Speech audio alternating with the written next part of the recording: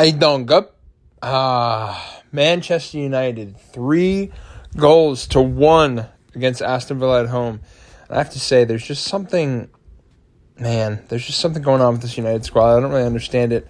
Every time I have that feeling in my stomach where I'm like, we go down a goal, we go up 1 goal, and then we aren't really able to hold on to the lead. Those little things that we have kind of just had inklings of since Alex Ferguson left. I feel Sir Alex Ferguson. Sorry. I don't know. I feel like those things have kind of just been erased with Carrick, and I don't want to pretend that he's a perfect manager and that we're going to win the lot. I mean, we are, but I don't know. All of these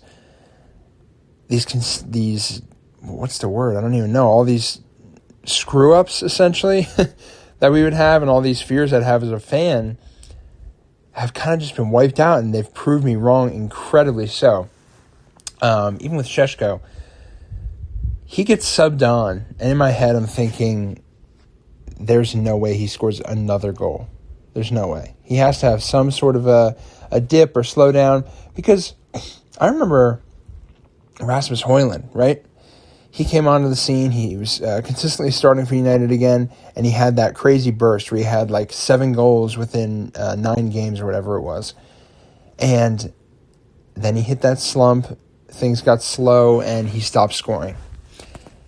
And I'm just waiting for that, like a doomsday bomb, where I feel like Šeško is going to time out. And every week he just proves me wrong. And I just absolutely love that. So, I mean, the game as a whole, my reaction was incredible. I'm just so happy to see that we're putting up results. We're going down to teams 1-0, and we're coming back. We're winning at home. We're winning away. We are showing up against big clubs, and that's something else that's kind of funny. We're 8-8 against the bottom half clubs in the Prem. And that is not a consistency of a top 4, top 5 club in the Premier League. So I think something that really sucks to say is that I really think if we had Carrick from maybe September, if we had him from the start of the season, I hate to say that things could be completely different, but they could be.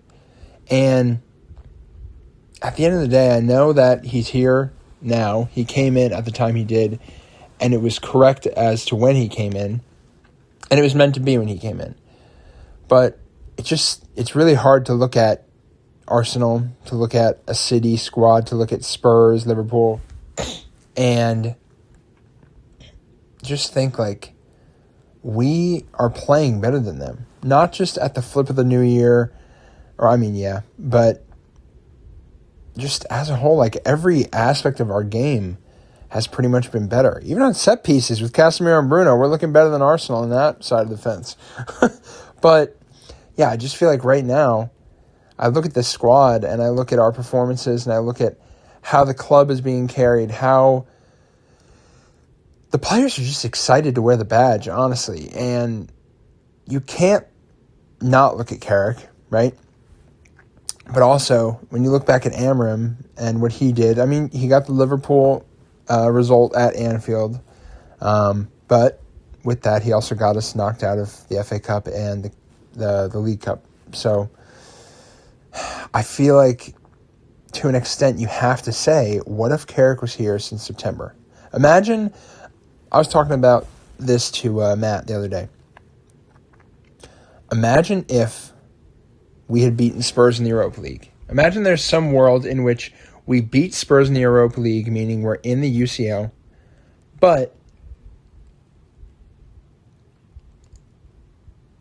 Amorim still got sacked, but he got sacked in like September. So let's say Carrick was performing the way he is now.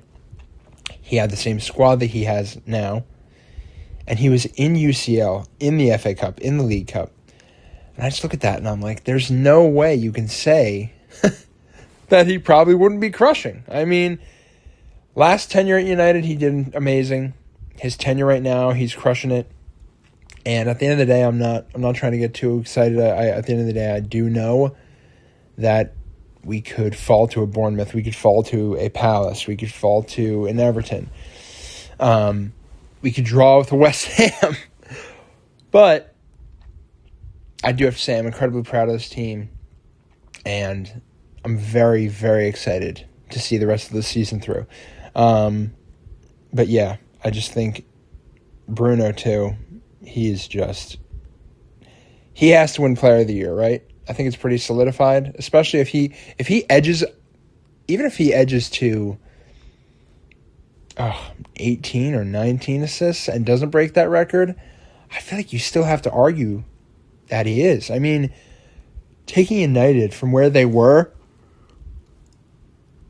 to the place that they are right now, being the captain of that squad, telling the owners, telling the manager that you don't want to go and take the bag in Saudi. You want to stay here. You want to fight for the club, and you want to fight for improvement for the fans. That's just a guy putting the team on his back. He's teaching and growing up with the younger players and showing them and exposing them to the game. He's brought in the transfers, and he's been distributing the ball to each of them, giving them all opportunities tremendously. And I feel like there's just no other player standing out like that. I mean, people want to say Declan Rice. I mean, sure. I don't know. I can't even think to compare the two. Declan Rice and Bruno Fernandes. Maybe Szoboszlai. Even them though, like they may finish in Europa League places. I feel like the player of the season should not be, out of the top 4 at least. I mean, I don't know. But regardless, that Aston Villa match was incredible. It was such a nice win on a Sunday.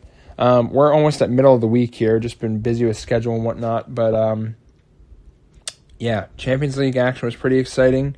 Very, very, very nice to see Spurs got done. City got done. Chelsea got done. Newcastle got done. I thought maybe Leverkusen had a chance to beat Arsenal, but yeah, I don't know. I mean, having to go to the Emirates for a Champions League night, not too good, especially when you're only drawn 1-1. But I think there's pretty an optimistic chance. PSG looks disgusting. Real Madrid looks disgusting. Bayern, Barca. I mean, I think there's a pretty good chance we don't have to think about an Arsenal UCL. But regardless, very nice week. Have a bunch of those big teams get knocked out. I'm hoping it doesn't hurt the coefficient. But, yeah, so good week and nice Villa win. I'm hoping we can continue the momentum, get a win at Bournemouth, and then look at that. We're on a roll again. 3rd place secured. See you later.